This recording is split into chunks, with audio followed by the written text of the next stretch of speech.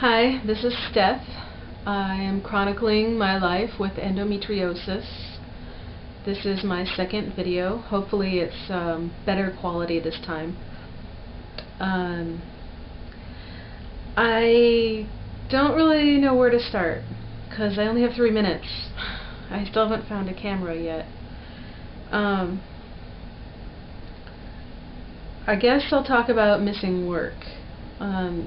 With endometriosis, you miss a lot of work. I have been off of work for 3 days. Heavy bleeding Monday and Tuesday. Actually, no, that's wrong.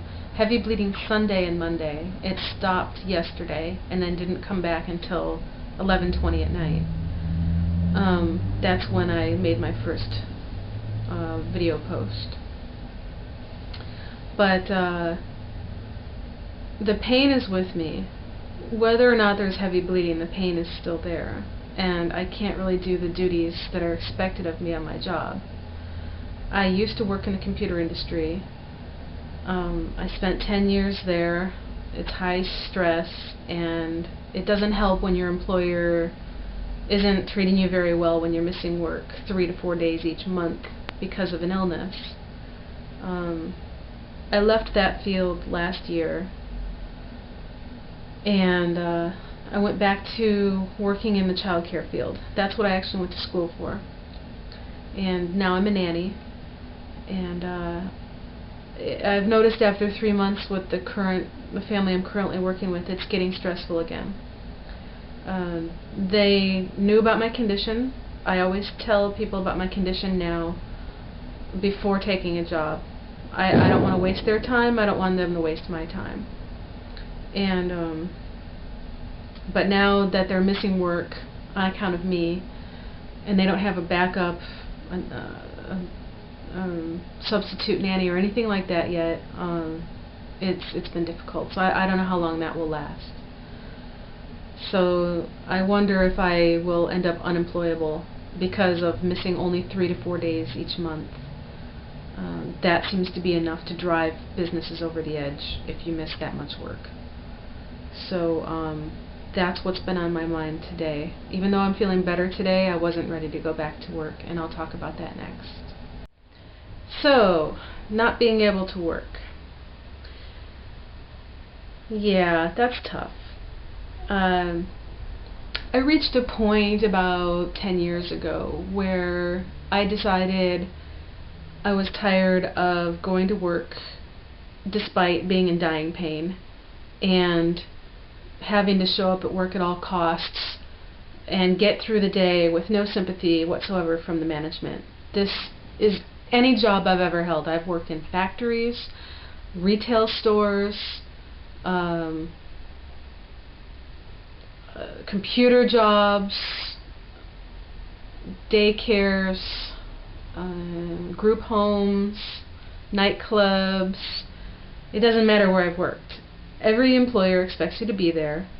They don't care what your excuse is, and they will fire you if you don't show up. So I reached a saturation point and decided about a decade ago, you know, who are you? I'm dying over here, so I would stay home when I was not well, and I would call in sick, and to my surprise, I didn't get fired. I didn't, catch too much shit from people. So that was what I've been doing up until last year. Last year I was working for a company. I had been there almost a year. They knew my condition. They knew I went out to have surgery to diagnose me with the condition officially and let me know where to go from there. But apparently they'd reached a point where, like, oh, well, you've had surgery, but you're not going to get better. What's that about? Oh, well, we don't know if we can keep you anymore. So they harassed me for 5 months or longer and then fired me. I've never had that happen. Well, almost. The job before that, I was working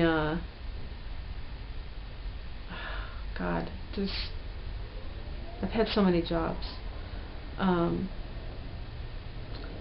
They were going to fire me, and I quit before they could. In any case, this company that let me go last year, I took them to the labor board, and they got smacked, but not, it was like a light rap on the knuckles. They got away with a lot. But in any case, they still got smacked, and I'm happy for that. Hopefully they won't do this again to somebody else. So if you're ever discriminated against because of your illness, talk to the labor board. And that's all we have time for now. Okay, so riding on the fever pitch of the last post where I kind of went off on a tangent about the company that let me go. Missing work. People say, oh, you've missed so much work, why don't you just go on disability? If you feel you're unemployable because of your condition. So I looked it up, and for anyone who ever wants to suggest this ever again to somebody with endometriosis, especially if that person, like myself, is only missing 3 to 4 days a month, okay? There's state disability and there's federal disability. To be considered disabled at the state level, and I'm in California, I must be unable to do my regular or customary work for at least 8 consecutive days. This has never been the case for me. 8 days? I'm only out 3 to 4. I've never been out 8 days.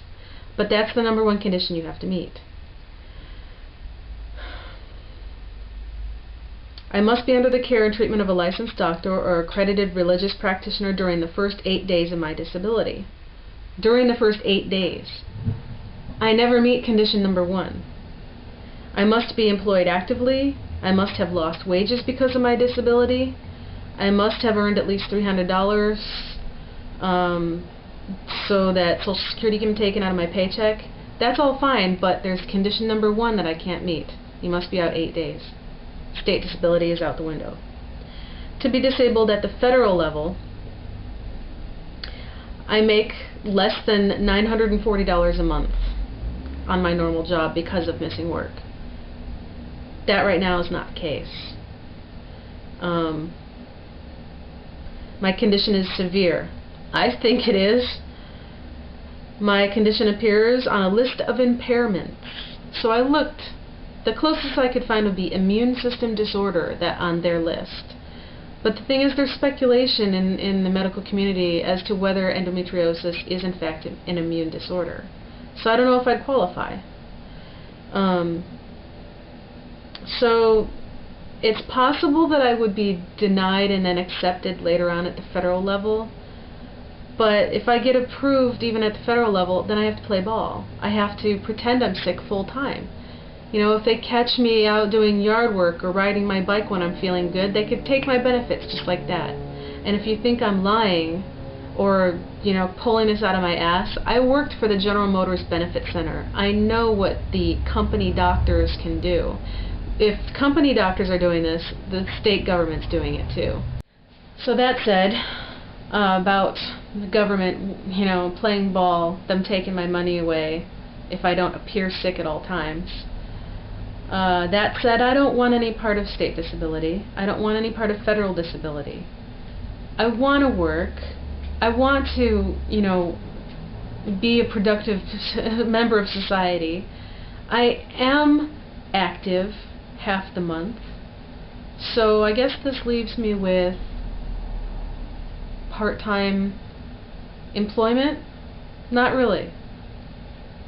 I was working 3 days a week last summer. When the menstrual cycle hits, it's any time. It can be on the weekend, it can be during the week, whatever it falls. If it falls during those 3 days that I'm working, guess who misses a week of work? Completely, an entire week. 3 days I'm off. That has a problem with the employer again. If oh, you're only here 3 days, we expect you to be here those 3 days and you can't even make that. I'm not even employable half-time, part-time. So what do I do? I have to be a freelancer for something. It's frustrating. It is. I don't know what else to say.